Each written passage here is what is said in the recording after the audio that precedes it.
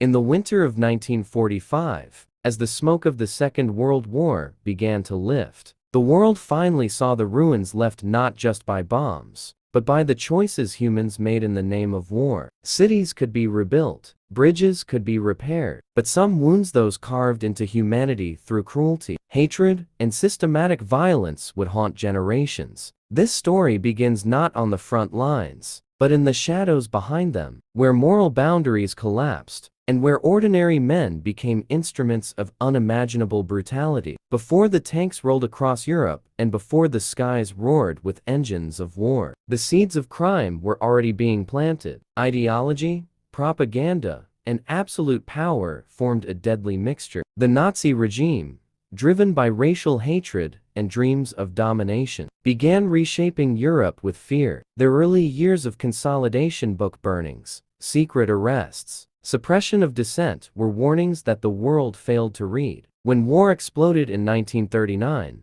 those warnings became realities. Towns invaded by German forces saw not liberation, not negotiation, but immediate terror. Einsatzgruppen, mobile killing units, followed behind the marching armies. Their mission was not military conquest, it was extermination. Entire villages were dragged into forests, stripped of identity, and annihilated. These were not spontaneous acts of violence. They were organized, documented, and chillingly methodical. But the crimes of the war were not isolated to one nation. Across the world, conflict twisted human behavior. In the Pacific, Japanese forces committed atrocities that remain etched into history: massacres, forced labor, and systemic torture. Prisoners of war faced unimaginable brutality. Civilians became targets, victims, and tools of fear. Humanity blurred as survival overshadowed morality. By 1943, the tides of war were shifting, yet the crimes continued, even intensified. As Nazi concentration camps expanded, prisoners were starved, beaten, and stripped of all dignity. Medical experiments, thinly veiled torture sessions were carried out in sterile rooms with clinical coldness. Children,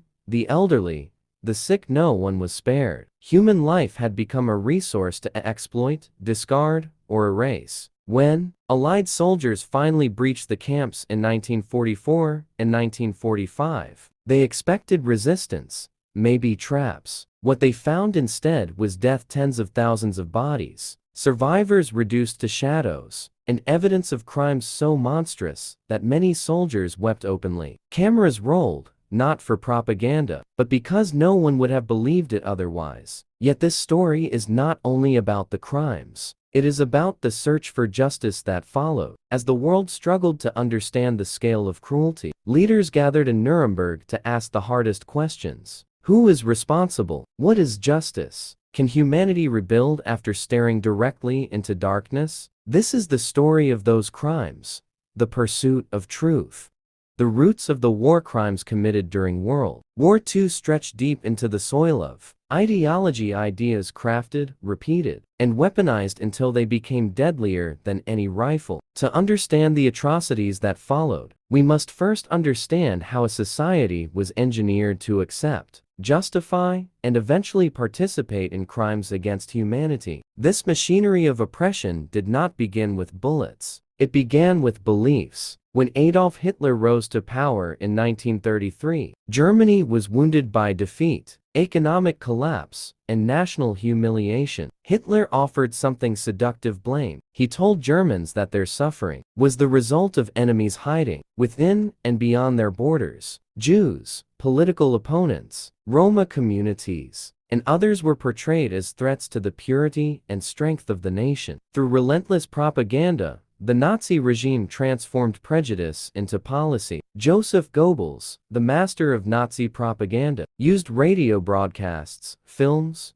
posters, and schoolbooks to reshape reality. Children grew up hearing that Jews were parasites. Adults were taught that obedience was patriotic. Neighbors became enemies overnight. Within a few short years, the German public was conditioned to look away, or worse, participate, as their society was divided into us and them. The first crimes were subtle: book burnings that erased voices of dissent, secret police arrests of journalists, activists, and political opponents, laws that prohibited Jews from holding certain jobs, attending schools, or entering public places. Each step made the next atrocity easier. Every restriction shifted the boundary of what was acceptable. Soon, Jews were forced into ghettos, dense, walled-in districts where families struggled to survive with scarce food, unsanitary conditions, and constant fear. These ghettos became holding pens, precursors to the far more sinister camps that awaited. By the late 1930s, the machinery of oppression expanded beyond Germany's borders. As Nazi forces marched into Poland, Czechoslovakia, and other regions, they brought with them not just soldiers, but bureaucrats, police units, and planners. They mapped out towns, identified minority populations, and organized systematic roundups. What looked like military occupation was, in truth, preparation for genocide. The Einsatzgruppen played a pivotal role in this phase. These mobile killing squads trailed the advancing army, conducting mass executions in forests, fields, and ravines. They did not hide their brutality. It was meant to terrify, to erase resistance, and to send a message: opposition is death. Villages were obliterated, populations wiped out entirely. These were not spontaneous actions, but written orders carried out with chilling precision. Meanwhile, the world watched with uncertainty. Reports of atrocities reached foreign governments, but disbelief and diplomatic caution kept responses muted. Many hoped the violence would pass, not realizing it was only the ghettos of World War II were not accidental byproducts of conflict. They were engineered spaces of suffering, created with purpose and precision. By 1940, the Nazi regime had realized that isolating Jewish populations was not just convenient, but essential to their long-term plan of annihilation. Town after town across Eastern Europe saw brick walls rise overnight, fencing in entire communities whose lives were about to change forever. Inside these ghettos, life shrank to its most basic struggle: survival. Streets once filled with families, shops, and laughter now echoed with hunger, disease, and unbearable crowding. In the Warsaw Ghetto, the largest of all, over 400,000 people were forced into an area barely large enough for a fraction of that number. Apartments meant for one family now housed 4 or 5. Entire blocks shared a single water pump. Food rations were so minuscule that starvation became a daily reality. Children, their bodies reduced to bones and shadows, searched garbage heaps for scraps. The ghettos were not just prisons, they were holding zones. The Nazis used them to identify, categorize, and control populations they considered undesirable. Every name was recorded, every movement monitored, every life reduced to a number on a list. Jewish councils were forced to carry out Nazi orders, creating unbearable moral dilemmas, decisions that would haunt survivors for the rest of their lives. Outside the walls, the world kept turning. German soldiers patrolled the perimeters while ordinary civilians passed by, some indifferent, others afraid, a few sympathetic but powerless. Smugglers risked death to bring food into the ghettos, crawling through sewers or digging tunnels. Many were children, small enough to fit through cracks in the barricades. They became lifelines for their families, and sometimes paid with their lives. By 1941, the ghettos had become dangerously overcrowded, and disease spread rapidly. Typhus outbreaks killed thousands. The Nazis used this suffering as propaganda, claiming the Jews were unclean and dangerous, another step in dehumanizing them. But behind the walls, communities tried to preserve their humanity. Secret schools operated in basements. Religious ceremonies continued in hidden corners. Musicians played in courtyards, their songs carrying both sorrow and hope. Then came the deportations. Trains arrived sealed, dark, and overcrowded. Families were told they were being resettled for labor. Some believed it, many did not. German soldiers shouted orders, separating the young, the old, and the sick. Confusion turned to panic as people realized they were being sent to unknown destinations. Suitcases spilled onto the ground. Mothers clung to their children. The air filled with cries that no one would ever forget. These deportations were the final step in a system designed to erase an entire people. The ghettos were emptying, and the death camps were waiting. The deportation trains that rumbled, across Europe were not heading toward new homes or labor projects. They were delivering human beings to places engineered with a single purpose: death. These camps, Auschwitz, Treblinka, Sobibor, Belzec, Chełmno, Majdanek, and many others formed the core of the Nazi final solution.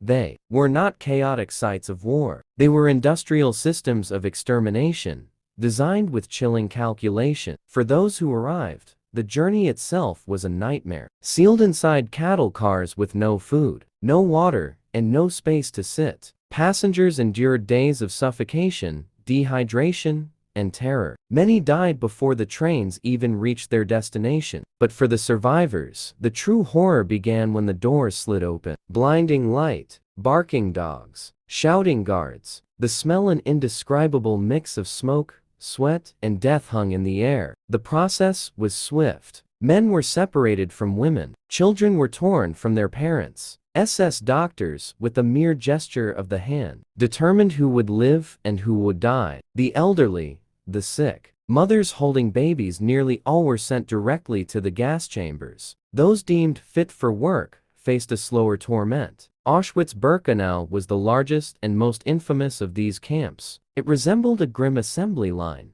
Arrival, selection, confiscation of belongings, forced labor, and ultimately, death. Prisoners were stripped of everything: identity, dignity, even their hair and personal possessions. Their names were replaced with numbers tattooed onto their arms, a permanent reminder that they were no longer seen as human. Inside the barracks, overcrowding was extreme. Wooden bunks crammed with dozens of prisoners offered no comfort, only exhaustion. Starvation was constant. Meals consisted of watery soup, scraps of bread, and occasionally potato peels. Many prisoners survived only a few weeks before disease, hunger, or exhaustion claimed their lives. Those who resisted or slowed down were beaten, shot, or hanged publicly as warnings to others. The gas chambers were disguised as showers. Prisoners entered, believing they were about to bathe. Once the doors were sealed, Zyklon B pellets were dropped through openings in the ceiling. Within minutes, the chamber filled with lethal gas. The bodies were then transported to crematoriums, where giant furnaces burned day and night. Ash drifted across the camp like gray snow. What made these crimes even more horrifying was the efficiency. Meticulous records were kept. Engineers optimized methods to kill faster. The process was refined, industrialized,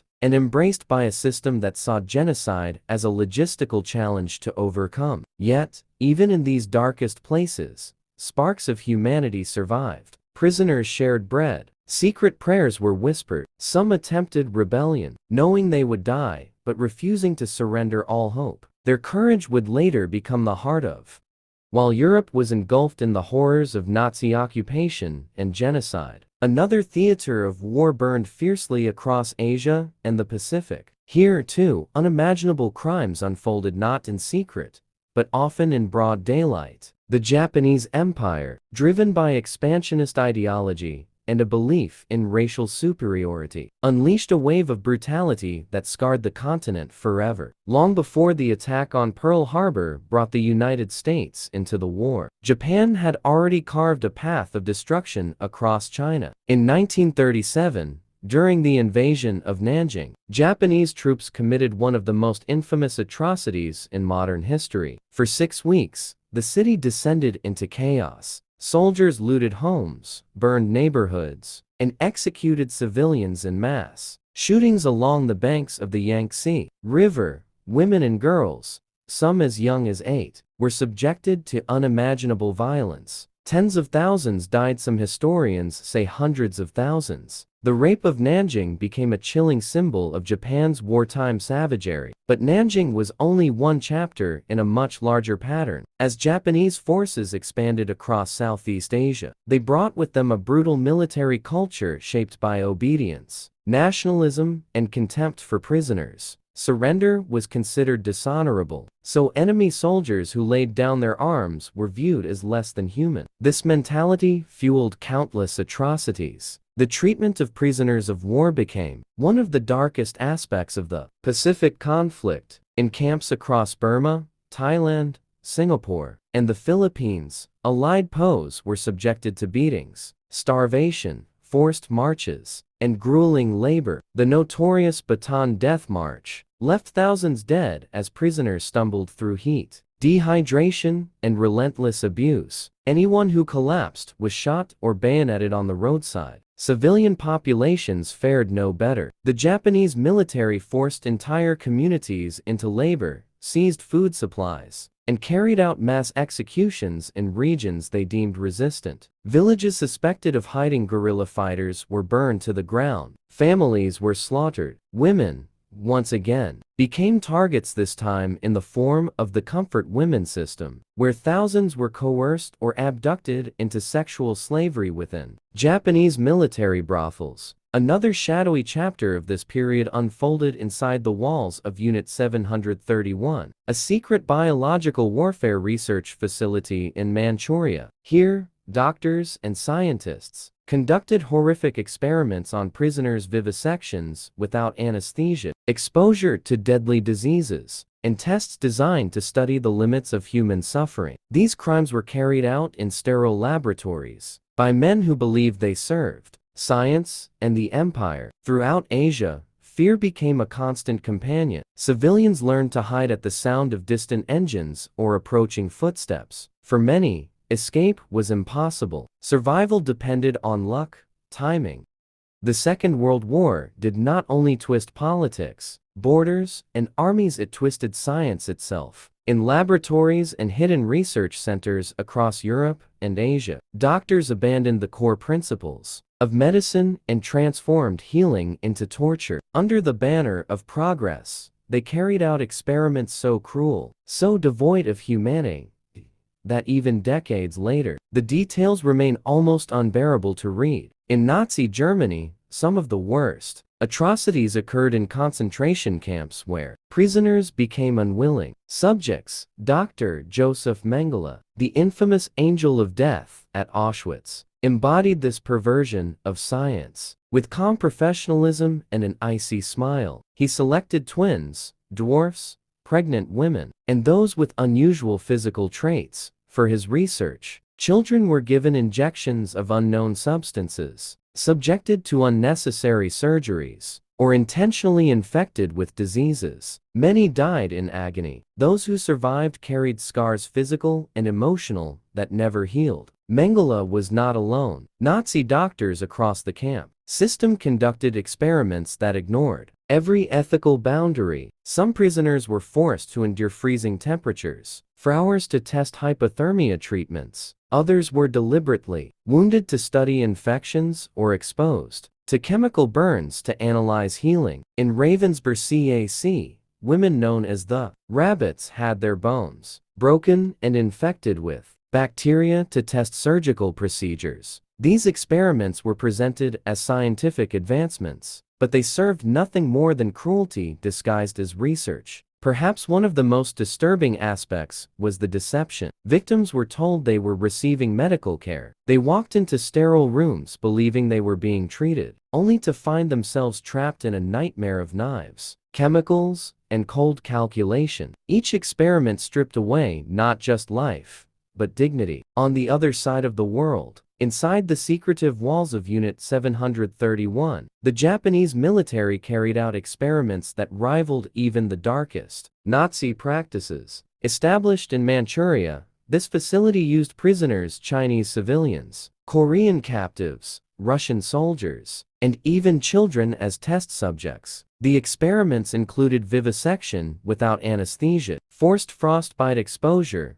injections with deadly pathogens, and biological weapon testing on entire villages. Scientists documented each step with precision, believing they were advancing Japan's military capabilities. Instead, they left behind a legacy of terror that still haunts the region. Unlike the Nazis, many members of Unit 731 avoided prosecution because their research was traded to foreign powers after the war, a decision that remains controversial to this day. In both Europe and Asia, these experiments were not the result of rogue individuals. They were institutionalized, funded, and organized. Governments supported them. Military leaders authorized them.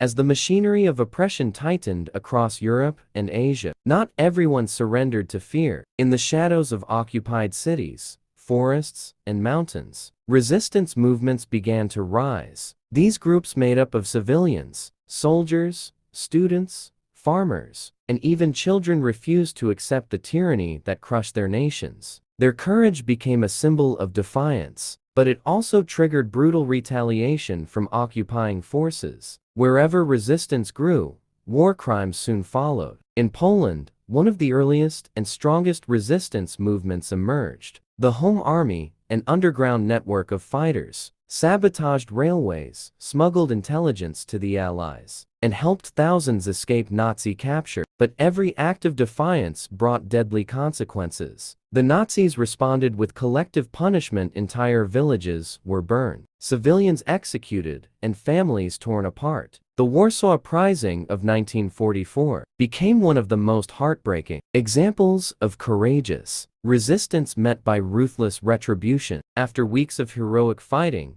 the city was left in ruins. More than 150,000 civilians were killed as the Germans sought to punish the entire population for daring to rebel. Across Europe, similar stories unfolded. In France, the Maquis hid in forests, carry out ambushes and gathering intelligence for the Allied invasion. In Yugoslavia, partisans led by Josip Broz Tito fought a relentless guerrilla war against occupying forces, becoming one of the most effective resistance groups in the world. Their successes came at a terrible cost. German forces carried out mass executions and destroyed towns suspected of aiding the fighters. Retaliatory killings became a grim routine. 10 civilians executed for every German soldier killed, sometimes even more. Even within Germany itself, brave individuals dared to resist. The White Rose movement, led by students in Munich, distributed leaflets condemning Nazi crimes. Their message was simple: silence is complicity. But the Gestapo crushed the movement quickly. Its leaders were executed, becoming martyrs for a cause that few within the Reich dared to support. In the Pacific, resistance took different forms. In the Philippines, guerrilla fighters launched surprise attacks on Japanese patrols, sabotaged supply lines, and protected villages from occupation forces. The Japanese military responded with merciless reprisals, public executions, forced labor, and the destruction of entire communities. The infamous 3 alls policy, kill all, burn all, loot all, turned swaths of China into wastelands as the Japanese sought to stamp out all forms of defiance. But resistance was not only a physical battle, it was a fight to preserve humanity. People hid neighbors in basements, forged documents, smuggled children out of dangerous zones, and protected the weak. Even in the face of certain death, countless individuals chose courage over silence. World War II was not only fought with bullets, bombs, and armies, it was also fought with hunger. Across continents, occupying forces turned starvation into a deliberate weapon. Food, the most basic human necessity, became a tool of control, punishment, and extermination. Millions would die not on battlefields, but in fields stripped bare, in villages left without crops, and in labor camps where starvation replaced execution. Nowhere was this more apparent than in the territories conquered by Nazi Germany in Eastern Europe. The Nazi leadership believed that the region existed to feed the Reich and starve everyone else. This idea shaped the Hunger Plan, a policy designed to seize food from the Soviet Union while leaving its civilian population to die. German officials predicted millions would perish, and they were correct. Entire families collapsed in their homes or in the streets, victims of a policy that viewed them as expendable. In Leningrad, one of the longest and deadliest sieges in history unfolded. Surrounded by German and Finnish forces for nearly 900 days, the city was cut off from all supplies. Winter froze the streets, food vanished, people resorted to boiling wallpaper for the starch, chewing leather belts, or eating anything they could find. Daily rations dropped to a few hundred calories. By the time the siege ended, more than 1 million civilians had died, most from starvation or cold, not combat. Forced labor became another brutal weapon. Nazi and Japanese forces both relied heavily on the exploitation of civilian populations and prisoners of war. In Europe, millions of people were transported to labor camps where they worked in factories, mines, and farms under horrific conditions. Sleep was minimal, food was barely enough to stay alive. Many collapsed from exhaustion, only to be beaten or shot. The camps were not for labor alone, they were designed to break the human spirit. In Asia, Japanese-run labor projects were equally deadly. The Burma-Thailand Railway, later known as the Death Railway, claimed the lives of tens of thousands of Asian laborers and allied POWs. Workers swung picks and carried heavy timber under the blazing sun and pouring rain. Plagued by malaria,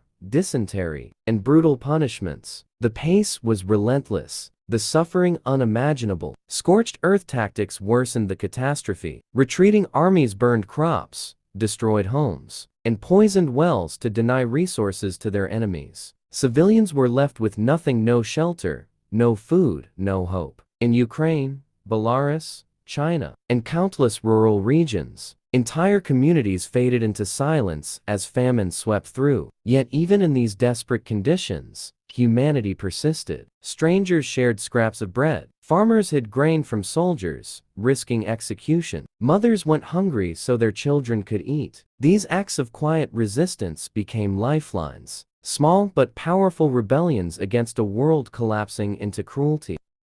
As World War II neared its end, the Axis powers faced inevitable defeat. But instead of easing their grip, many regimes only became more violent, more erratic, and more desperate. The final years, 1944 and 1945, were marked not by slowing brutality, but by its escalation. A collapsing empire can be at its most dangerous, and in these final days, the world witnessed some of the war's most devastating crimes. In Europe, as the Soviet Red Army pushed westward and Allied forces liberated France, Belgium, and the Netherlands, the Nazi regime reacted with fury and panic. Adolf Hitler issued orders demanding total war, declaring that Germany must either triumph or perish entirely. What followed was a series of catastrophic decisions that deepened civilian suffering. Cities were declared fortresses, meaning civilians were trapped inside battle zones. Infrastructure was destroyed,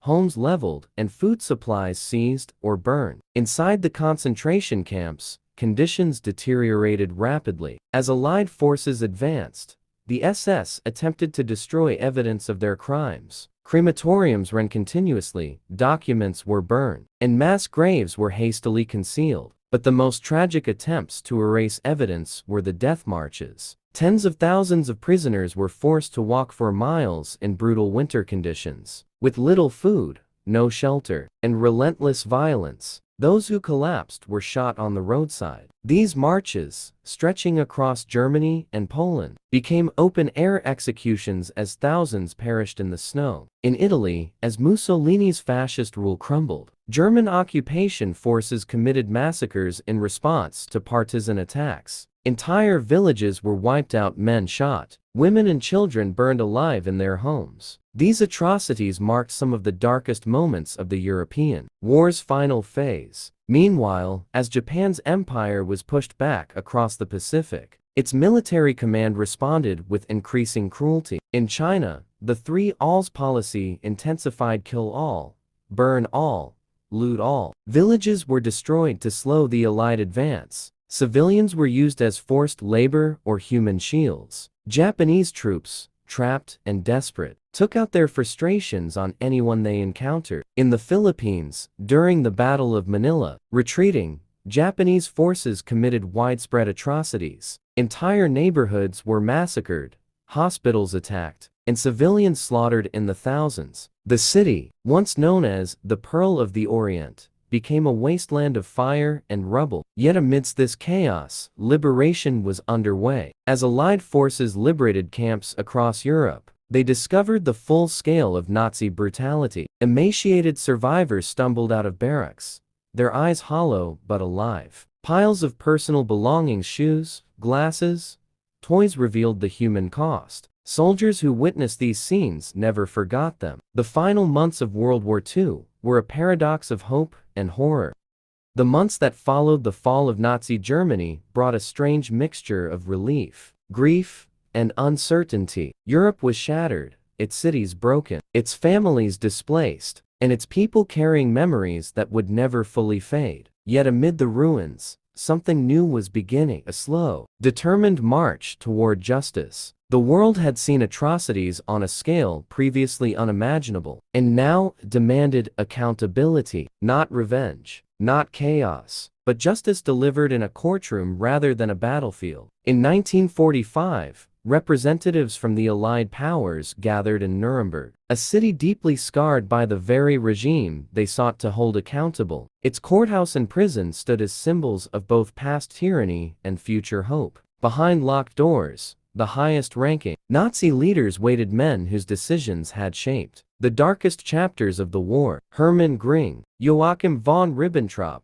Rudolf Hess, and many others sat in their cells, aware that history was about to pass judgment on them. For the first time, the world would confront mass murder, persecution, and systematic brutality, not merely as acts of war, but as crimes against humanity. The Nuremberg Trials were unlike anything ever attempted. Evidence-filled rooms, photographs, documents, testimonies, films, and personal accounts collected from concentration camps, occupied territories, and battlefields. Investigators pieced together the machinery of the Nazi regime, exposing how ordinary offices, legal systems, and military commands had been transformed into tools of extermination. Survivors stood in front of the court, their voices trembling but resolute. Their stories brought the horrors to life: the starvation, the medical experiments, the forced labor, and the relentless killings inside the gas chambers. Inside the courtroom, the defendants attempted every possible strategy. Some denied responsibility outright. Some blamed their superiors. Some claimed they were victims of circumstance, merely following orders. But the world was no longer willing to accept such excuses. The evidence was overwhelming, the testimonies undeniable, and the truth impossible to bury beneath legal arguments. The verdicts delivered in 1946 echoed far beyond the courtroom. 12 of the most notorious Nazi leaders were sentenced to death. Others received long prison terms. A few were acquitted. But the real impact of the trials was larger than any individual judgment. Nuremberg established a new standard: that leaders could be held accountable for the crimes they orchestrated, that soldiers could not hide behind orders, and that crimes against humanity were offenses against all humankind. The trials did not heal the world. No court ever could. But they marked the beginning of a moral framework that would influence generations to come. They stood as a reminder that justice, though often slow and imperfect, is a necessary path in the aftermath of great evil.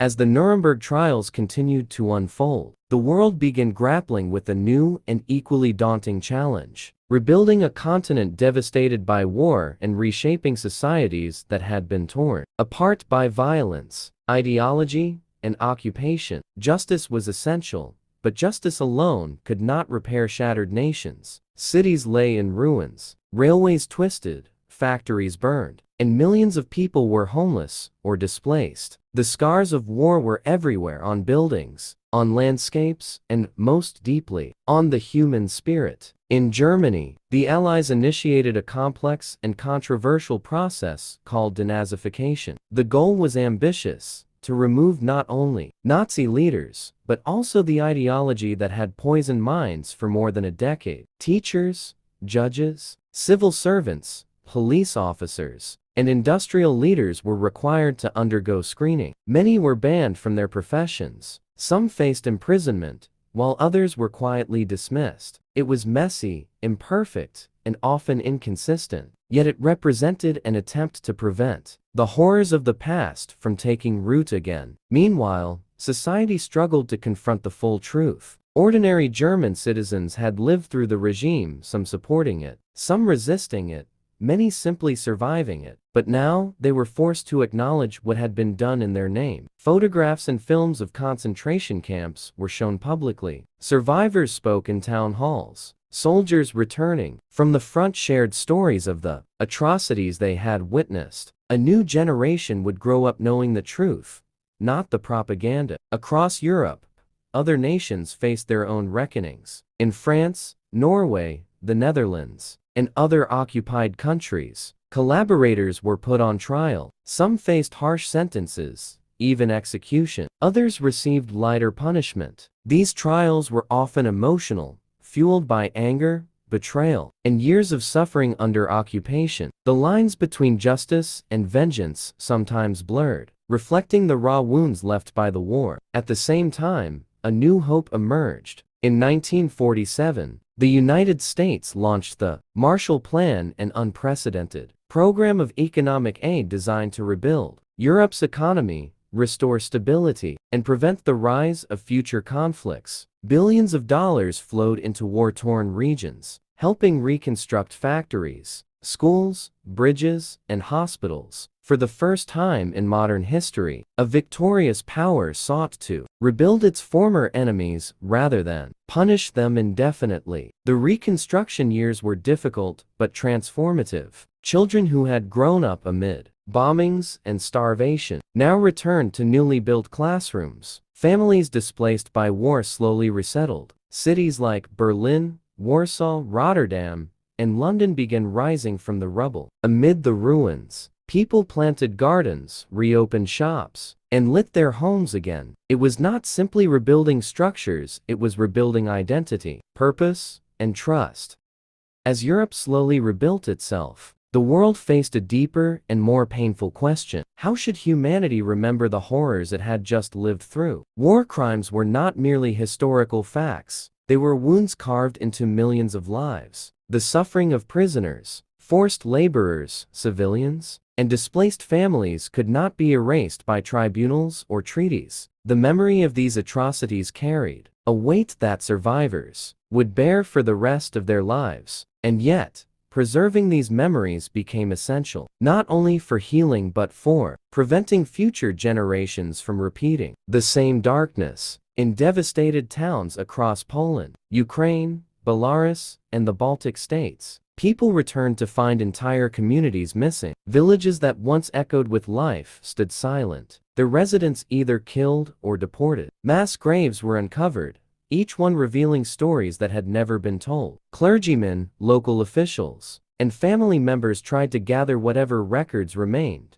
Fragments of letters, photographs, burial lists, testimonies, hoping to preserve the truth before time washed it away. Survivors, many of whom had lost parents, children, or siblings, struggled to articulate what they had endured. Some chose silence, unwilling to relive the trauma. Others spoke openly, their voices becoming vital threads in the tapestry of remembrance. Jewish survivors documented life inside ghettos and camps, while political prisoners recorded the cruelty of forced labor sites. Even soldiers and medical workers compiled diaries describing what they had witnessed when liberating camps like Dachau, Bergen-Belsen, and Auschwitz. In Germany, memory took a different form. Many citizens were forced to confront monuments of their nation's crimes, the abandoned camps, the propaganda buildings, the documents showing systematic persecution. For some, the truth was overwhelming. For others, it became a motivation to rebuild their society on moral foundations, rather than nationalism or obedience. The younger generation,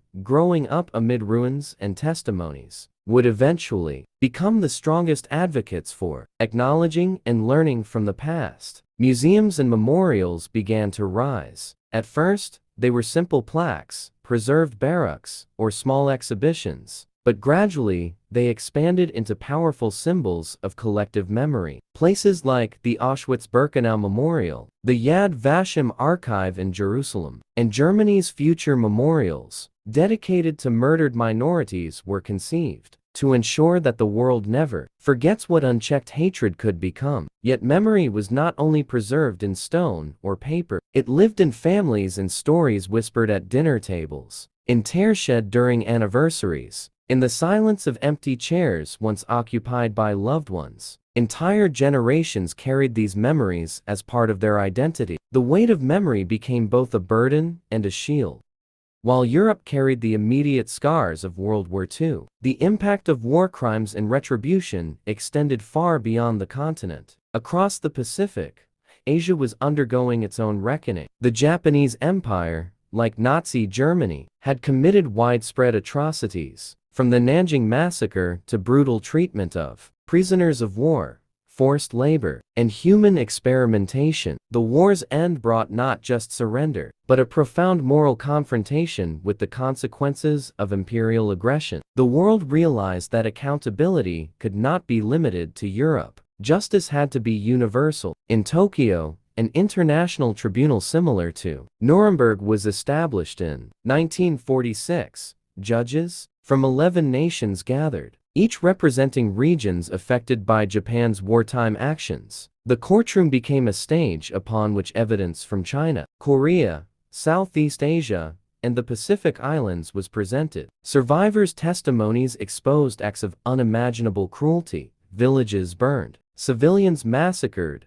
comfort women enslaved, and prisoners tortured. These accounts echoed the same themes of suffering that had defined Europe's tragedy, reminding the world that war crimes were not confined to one ideology or one region. As in Germany, Japanese leaders adopted various strategies in their defense. Some expressed remorse, others denied responsibility. A few insisted they had acted for the good of the empire, but the weight of evidence spoke louder than any defense. The trials led to several convictions, including death sentences for high-ranking officials. Yet, just as in Europe, the question remained, could any punishment truly match the crimes committed? Beyond the courtroom, Japan faced the monumental task of rebuilding itself under Allied occupation. General Douglas MacArthur oversaw reforms that transformed the nation's political and social structure. The military was dismantled, democratic institutions were introduced, and new educational values encouraged peace rather than conquest. The Japanese people, many of whom had suffered under wartime leadership, had to reconcile loyalty to their emperor with the harsh truth of their government's actions. The emotional complexity mirrored what Germans faced. Though each nation's experience was unique, Asia, too, struggled with memory and justice. In China, memorials were erected for massacres. In Korea, survivors of forced labor and sexual slavery demanded acknowledgement and reparations. In Southeast Asia, communities still mourning wartime destruction documented their stories, hoping the world would not forget them in the shadow of Europe's larger narrative. For many,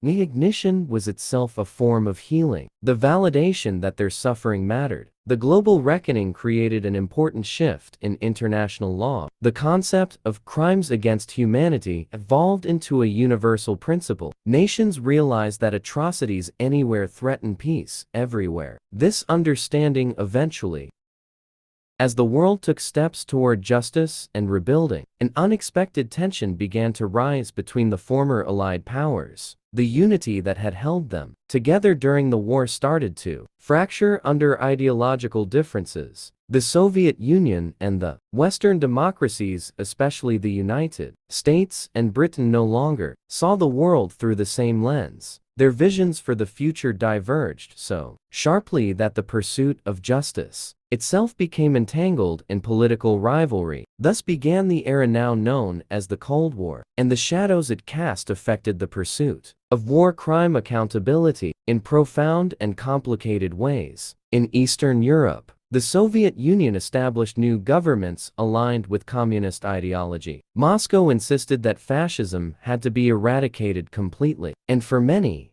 this translated into swift, sometimes brutal trials. Tens of thousands were arrested for alleged collaboration, though not all were guilty. The USSR also prosecuted German officers responsible for atrocities committed on Soviet soil, but the trials often blended genuine justice with political messaging. The suffering endured by millions of Soviet citizens demanded recognition, yet the process was far from neutral. Meanwhile, in Western Europe, priorities began to shift. As the Cold War intensified, the Western Allies realized they needed a strong West Germany to counter Soviet influence. This created a dilemma. Many Germans with administrative, military, or industrial experience had ties to the former regime, completely removing them as originally intended during denazification became increasingly impractical. Consequently, thousands of lower-level officials were gradually allowed to return to public life. Some sentences handed down by post-war courts were reduced or overturned. Critics argued that justice was compromised for the sake of political strategy. Similar complexities emerged in Japan. While the Tokyo trials continued and some leaders were punished, the United States soon viewed Japan as a crucial partner against communist expansion in Asia. Economic support increased, political restrictions loosened, and many individuals once considered too close to the wartime government were restored to influential positions. For survivors in China, Korea, and Southeast Asia, this shift felt like a betrayal, a reminder that global politics could overshadow moral responsibility. Yet the broader message of accountability survived,